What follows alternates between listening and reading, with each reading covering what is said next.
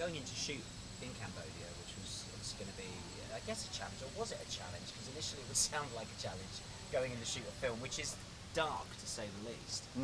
How was that process really, if you were all going in as a team, and were you allowed a lot of freedom?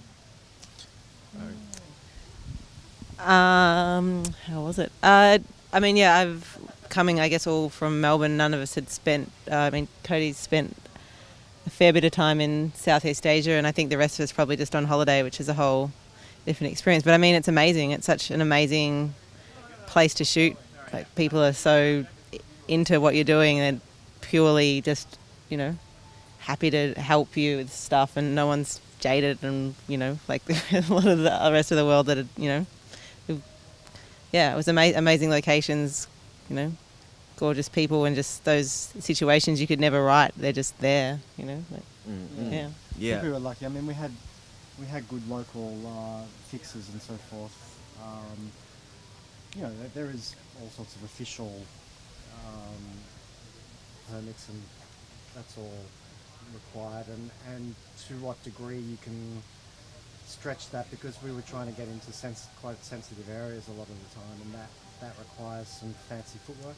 And so we had an executive producer, Kulika Sotho, who was instrumental in making that stuff happen. And then we would go out ourselves and look for places that we wanted to get into, knowing that when we told her, she'd go, "Oh, really?"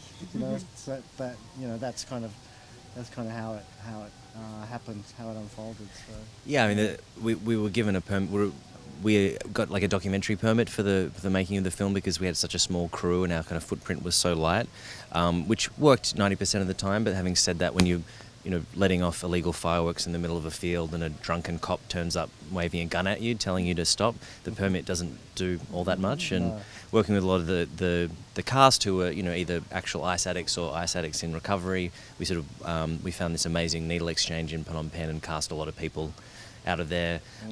So, there was a couple of times where... Luckily didn't get stabbed in that. Yeah, there was a couple of times we were almost stabbed, and one of our cast had to be wrestled to the ground because he had a little too much ice that day, and a lot of crew had things stolen. But, I don't really think you'd have much more trouble in Phnom Penh as you would in any large city if you go and hang out with a bunch of ice addicts. It was actually like a pretty wonderful experience for the most part. They were really nice. So lovely. Yeah.